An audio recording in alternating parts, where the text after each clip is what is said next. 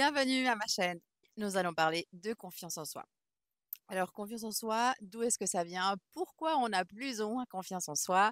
Et pourquoi, en fait, je suis là pour vous dire que la confiance en soi, c'est quelque chose qui se travaille, en fait. C'est pas quelque chose d'inné, c'est pas quelque chose qui naît avec nous, mais qui se développe avec nous au fur et à mesure de notre grandissement, de nos expériences et tout ce genre de choses. Alors aujourd'hui, j'aimerais vous partager des informations sur la confiance en soi, sur l'estime de soi qui vont vous booster dans votre quotidien et vous faire peut-être quelques déclics qui vont vous aider. Alors, comment se développe notre confiance en nous? Alors, la confiance en nous vient oui, de notre naissance et des premières années de vie, c'est-à-dire de 0 à 7 ans. C'est quand on construit notre personnalité, notre manière de penser, notre manière d'agir, ces automatismes, en fait, qu'on appelle des fois aussi schémas répétitifs, dépendant des situations. Donc, tout ce genre de choses qu'on apprend, on développe durant notre enfance, ont un impact sur notre confiance en nous. Il y a plusieurs exemples qu'on a tous vécu dans notre enfance. Quand, par exemple, on ramène une note de l'école et la note, en fait, elle n'est pas ce que nos parents estimaient qu'on devait avoir. Et des fois, on recevait des commentaires, t'aurais pu faire mieux, ou les autres, ils ont fait mieux que toi, ou franchement, t'aurais pu étudier mieux, etc. Donc, comme si on était redevant de faire plus. Et ce genre d'attitude, alors je suis convaincue que les parents n'ont pas fait ça par méchanceté, mais tout simplement c'est parce que c'est ce qu'ils savent et c'est ce qu'ils ont appris dans leur vie. Mais ce genre d'attitude, ce genre de choses qu'on a eu et pris l'habitude d'entendre, ce ne sont pas des choses qui vont nous soutenir, nous encourager dans le développement de notre confiance en nous. Donc, on va avoir l'impression qu'on va devoir prouver notre valeur, qu'on va devoir toujours faire plus, être meilleur que les autres, faire des choses en fait pour correspondre aux attentes principalement de nos parents ou des personnes qui nous ont fait grandir et qui nous ont montré un peu la vie autour de nous, de comment ça fonctionne, comment est-ce que les choses vont, dans quelle direction.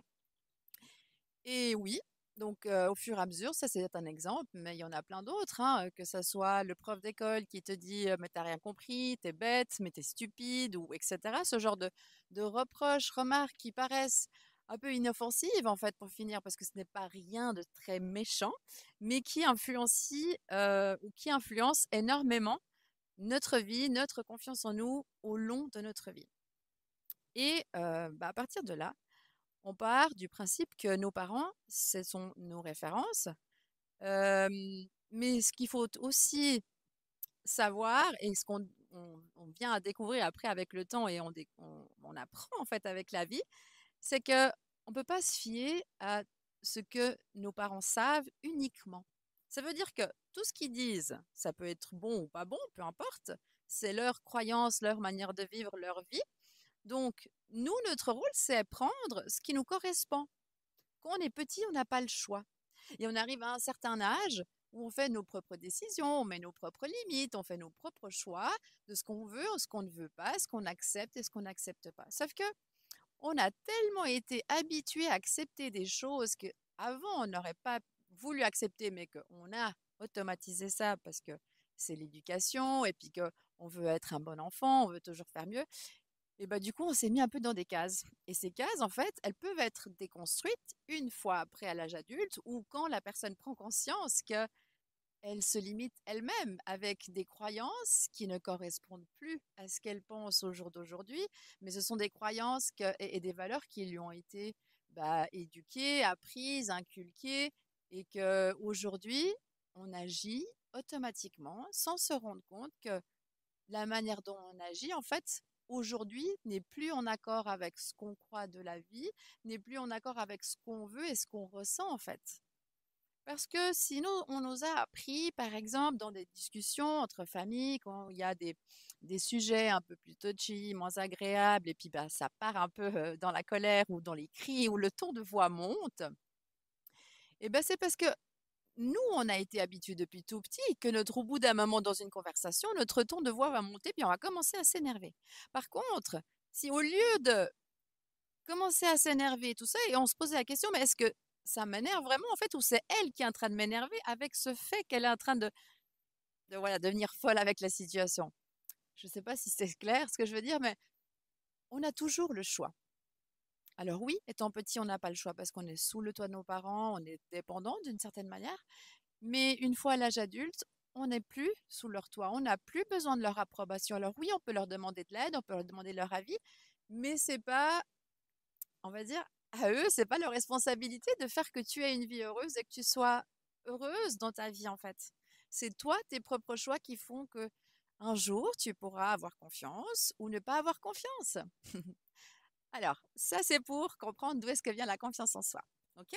Comment développer la confiance en soi? Alors, la confiance en soi se développe par l'action. Alors, on peut lire 36 000 livres, on peut regarder des vidéos, des choses, apprendre des exercices, tout sur le développement personnel, sur comment s'améliorer dans notre quotidien, comment changer nos habitudes, etc. Si on ne passe pas à l'action, il n'y a rien qui se passe. OK?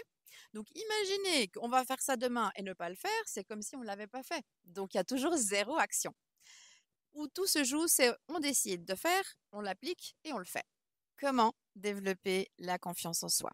La confiance en soi se développe passant par l'action.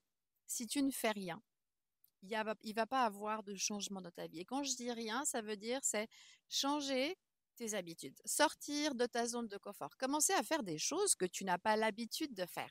Ça, c'est ce qui va te donner petit à petit plus de confiance en toi.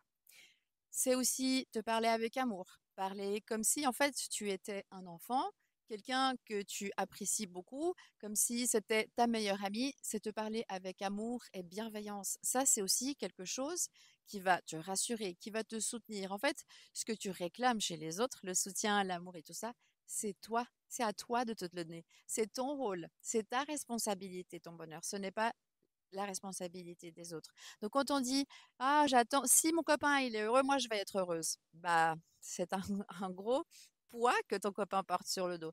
Ça veut dire que si lui bah, il fait sa vie, il a envie d'être 50% du temps de mauvaise humeur, bah toi tu vas de mauvaise humeur ou triste. Et il y a aussi quelque chose de très important qui est l'estime de soi est très reliée à la confiance en soi et qui est aussi reliée à la connaissance de soi. Ça veut dire que réfléchis avec moi. Quand est-ce que tu fais confiance à quelqu'un? Quand tu connais cette personne, certes. Donc, comment est-ce que tu vas faire confiance en toi si tu n'es pas sûr de te connaître? Donc, la première chose à faire, c'est l'introspection. Travailler sur toi, découvrir ce que tu aimes, ce que tu n'aimes pas, ce que tu veux, ce que tu ne veux pas, ce qui te fait vibrer, ce qui te fait consommer de l'énergie, tout ce genre de choses, c'est des choses importantes que tu dois savoir sur toi pour développer ta confiance en toi. Et pour finir, je sais très bien que la confiance en soi, c'est facile à dire, c'est facile à appliquer, tout ce que je dis, oui, mais il faut le faire.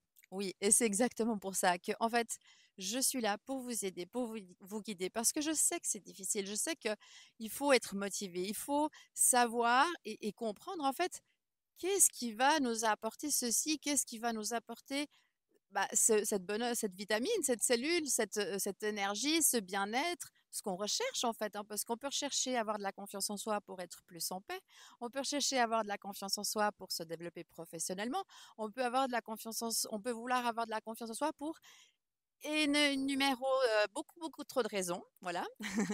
Et du coup, ce genre de choses, c'est un peu plus difficile de comprendre quel genre de confiance en soi on a besoin. Tu as besoin de savoir quelle confiance tu as besoin de savoir pour avancer dans ton projet, écris-moi, envoie-moi un message, un email, et c'est avec plaisir que je te réponds. Et en gros, je crois qu'on a fait le tour de la pensée, de confiance en soi, de ce que je voulais partager. Oui, évidemment, il y a énormément de choses que je pourrais dire encore. Je pense que je vais m'étaler sur d'autres vidéos. J'espère que vous avez aimé ce format. Si vous voulez continuer à avoir plus d'informations ou ce genre de talk, n'hésitez pas à me mettre un commentaire, à m'écrire, à me le dire pour que je sache. C'est important pour moi de comprendre qu'est-ce qui vous plaît pour que je puisse aussi adapter mon contenu et vous proposer quelque chose qui vous soit utile. Euh, Plus d'informations, il y a aussi membership, être. Ce membership est un groupe, un cercle où je partage quotidiennement des messages qui vont t'aider à te sentir mieux dans ta peau, à lâcher prise, à t'estimer mieux, à t'aimer mieux, à te sentir mieux dans ta tête, dans ta peau et dans ton corps. Il y a du yoga, il y a des respirations et il y a des rencontres. Donc tout ça, vraiment à un prix dérisoire, c'est à 1 € et quelques par jour. Euh, Abonne-toi, écris-moi si tu as des questions sur ça et puis avec plaisir que je te retrouve dans ce groupe, dans ce cercle être et qu'on soit toutes entre femmes merveilleuses, soutenues dans le sens du bien-être et de la joie. Je vous souhaite une excellente journée à vous et à bientôt. N'oubliez pas de liker et de me suivre. Bye!